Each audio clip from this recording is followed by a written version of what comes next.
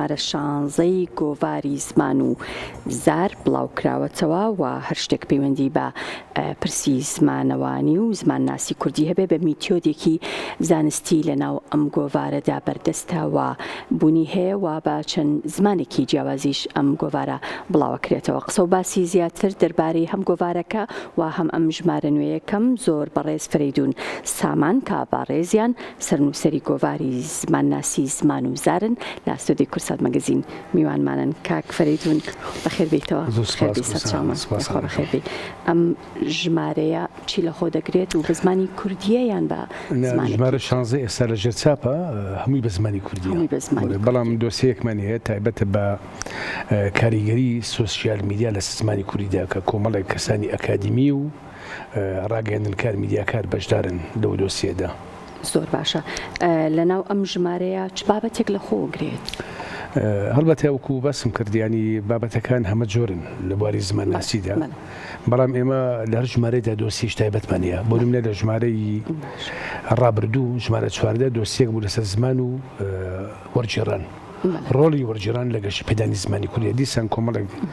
کەسانی ئەکادمی و مامۆستای زانکۆ و وەرگێڕی پرۆفشناڵ کارامە بەشداری ئەم دۆسییان کرد. هەروە لە ژمارەکانی ڕابردووتریش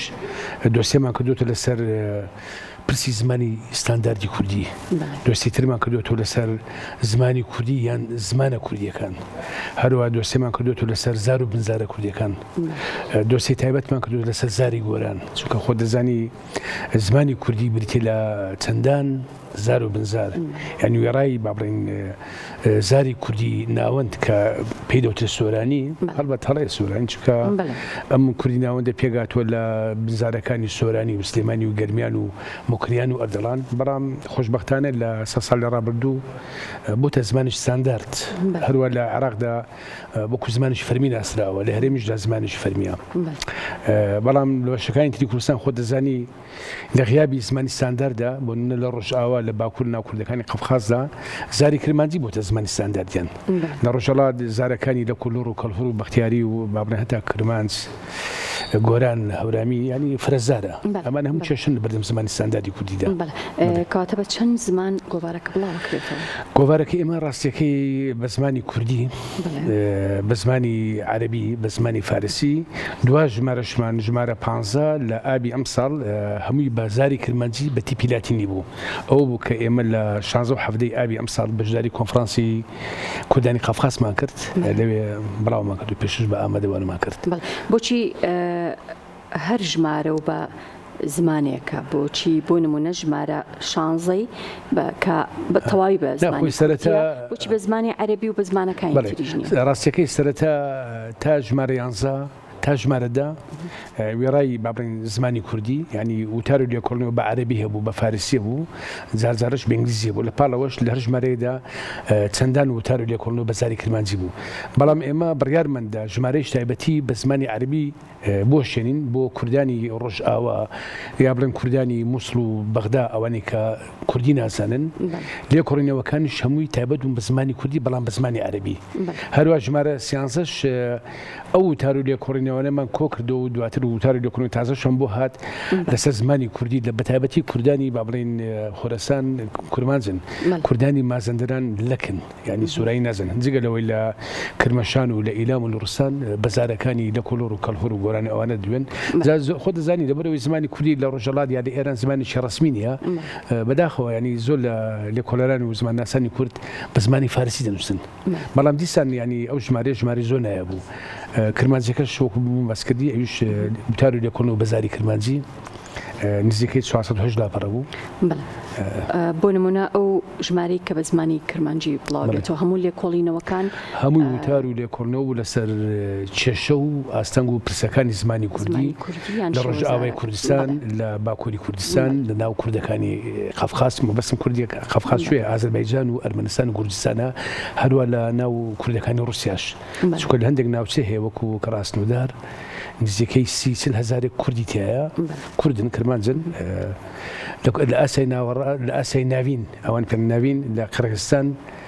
کەمێک ئۆتۆنۆمی کەلتوریان هەیە، بە کوردی دەخوێنن، ڕۆژنامە و گۆڤارێن هەیە، ڕادیۆ و تەلەڤیزیۆنیان هەیە. بڵێ کاک فەریدون، ئەگەر ئەمە ژمارە 16 بێ کەواتە ئێستا بۆتە 4 ساڵ بەڵێ ئێستا بۆتە 4 ساڵ هۆکاری دروستبوونی ئەم گۆڤارە وڵی هۆکاری پرۆژەیەک بوو دەمێک بوو لە دەنێ و مێشک و هەزری مندانی گەڵاڵە بوو هەستم بۆ دەکرد کە لە غیابی دامەزراوە کللتوریەکانی وەکو وەزارەتی ڕۆشنبیری و ئەکادمیای کوردی و وەزارەتی پەروەردە وەزارەتی خوێنی باڵا کە گۆڤارێک نەبوو ینی سەکۆیەک نەبوو بۆ قسەکردن یا لێ کۆڕینەوە توێژنەوە لەسەر پرسی زمانی کوردی کێشەکانی زمانی کوردی ئەو بیرم لەوە کردەوە من کە عیشقم بۆ زمانی کوردی هەبوو چونکە خۆ دەزانی زمان ناسنامەی نەتەوەیە کۆڵەگەی نەتەوە سازیە هەڵبەت لەڕێ ئەو پەیوەندیانی خۆمەوە چون من ماوەی 4 ساڵ بەرپرسی پەیوەندی کوردستانەکانی ناوەندی پێم کورد بووم خەڵکێکی باشم لە هەموو بەشەکانی کوردستان و دیاسپۆرا هەتا ئەوانەی لە ئەوروپا و لە ئەمریکا و کەنەدا بوون لە نزیکەوە پەیوەندیمان نەبوو بەردەوام لە گفتوگۆدا بووین ئەوانی شانیان دەم ڕاستیەکەی بەڵام پاڵپش و هەندەری سەرچین بەڕاستی دکتۆر تا ڕەسوول بوو یعنی ئەوە بۆ مێژوو باس دەکەم ئەو پیاوە بەڕێزا زۆر دڵسۆزانە ئامێزی بۆ کردینەوە چکە من لە هەندێک دەرگای هەندێک دەستگامدا بەڕاستی نەگەر هاوکارێن نەکردن بەڵکو گاڵتەیان بە خەون و پرۆژەکەی من کرد بەڵام ئەو پیاوە بەڕێزە باوەشی بۆ کردنەوە هەتا ئێستا سپۆنسەرێکی تەواوی ئەو گۆڤارە دەکا وێرای دەرچوونی ئەم گۆڤارە ساڵانەش ئێمە لە ڕۆژی جیهانی زمانی دایکدا کۆنفرانس بەڕێوە دەبین سەرپەرشتی سێ کۆنفرانسمان کردووە لەسەر لە بواری جیاواز تا ئێستا 3 کۆنفرانستان ئەنجام داوە یان زیاتر بەڵێ 3 کۆنفرانس بەڵام پێشتریش بەر لەو گۆڤارە لە بیرمە لە ساڵی 2017 دوای ڕووداوەکانی 16 ئۆکتۆبر لە شاری خانەخین بە هەمانجی لەگەڵ سنتەری ڕۆشنبیری شەی سەلام مینی کۆنفرانسێک مەسازە لەسەر ڕەوشی زمانی کوردی لە ناوچە قەتێراوەکانی کوردستان یا کێشە لەسەرەکان گۆڤارێکی گرنگی لەم جۆرە بۆچی ماگانە نییە بۆچی وەرزانەیە ماگانە نییە لەبەرەوەی هەر قسەکردن یا توێژنەوە لە سەپرسی زمان ئەوە ئاسانیە وەکو بابەتی ئەدەبیات نییە ئێمە ماشەڵڵا کللتوری کوردی ڕۆشنبیری کوردی هەمووی ئەدەبیە بە تایبەتی شێعرە بەڵام نووسینە سەر زمان ناسی بەڕاستی نەگەر لە ناو کورد لەناو هەموو نەتەوەکاندا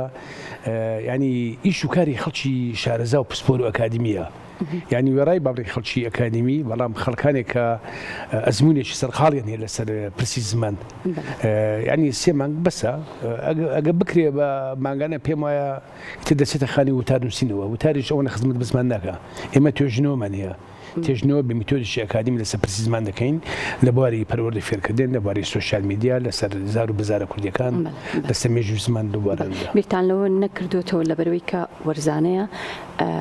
لەگەڵ بڵاوبوونەوەی هەر گۆڤارێکدا 3 مانگ جارێک کۆنفرانسێک یان با بڵێن 3 مانگ جارێک سیمینارێک بینەوە بین دیدارمان هەیە کە بابەتی لێکۆڵینەوەکان بابەتی زۆر گرنگە لەسەر پرسی زمان ڕاستە خۆی ڕاستیەکەی مەسلەی سازانی دیدار و کۆنفرانس پێویستی بە سپۆنسەری مادی هەیە ئەمڕۆ کەش بەڕاستی هیچ دەستگایکی حکومی تەنانەت حزبیش نییە ئامادە بێنی بەداخ و خەمسادێک لەلایەن حکوومەتەوە هەیە لەلایەن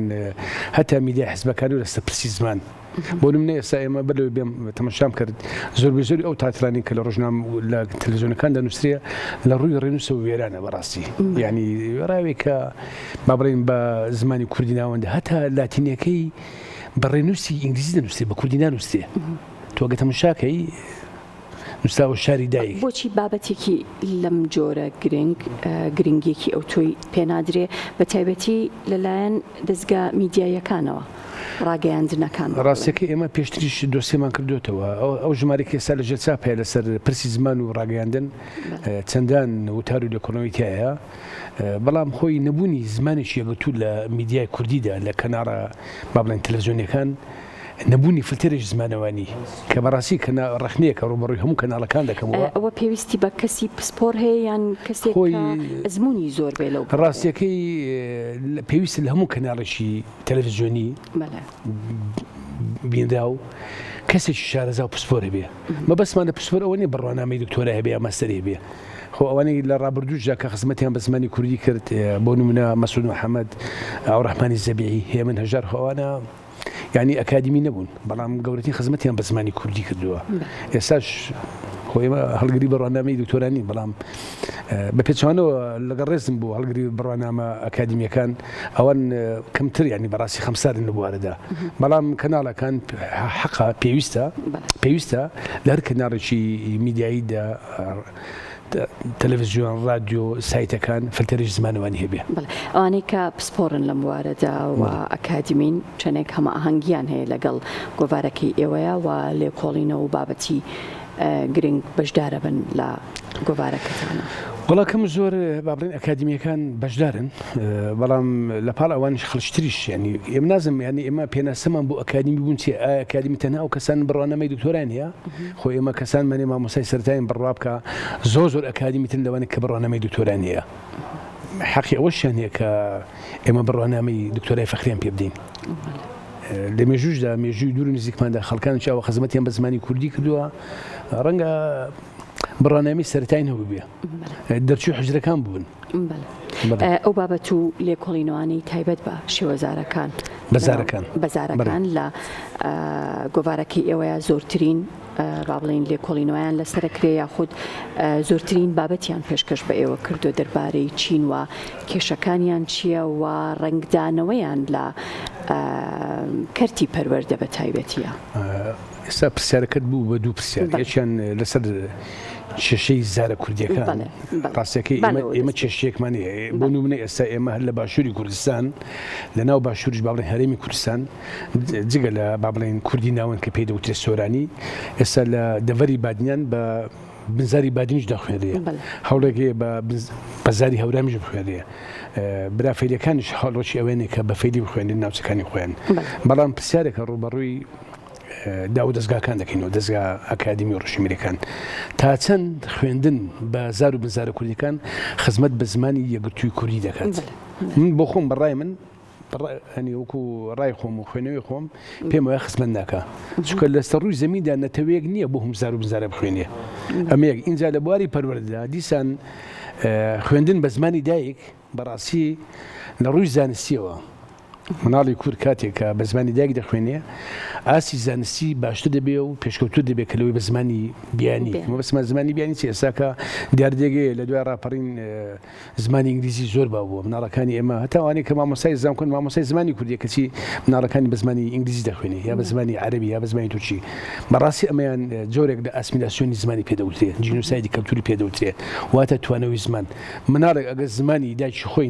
نەزانێ بە زمانی دایکی قسە بکە لە داهاتوو هەستی نیشتمان پەروەری نابێ نەتەوە پەروەری نابێ یعنی ئێستا کە وڵاتانی با بڵێن ئەوانی کە کوردستانی بەسەر دابشکراوە لە ڕێی هونەر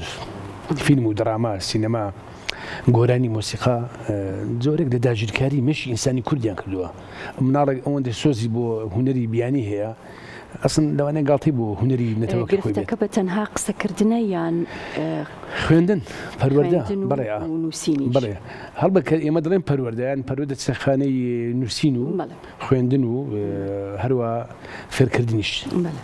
بەڵێ دەستەکانت خۆش بێ زۆر سپاس ماندوومان کرد سپاس بۆ ڕژانی پرسیارەکانی بەڕێزشتان سپاس کوردستان خان سپاس بۆ کەناڵی کورساد و بەنامی مەگازین سپاس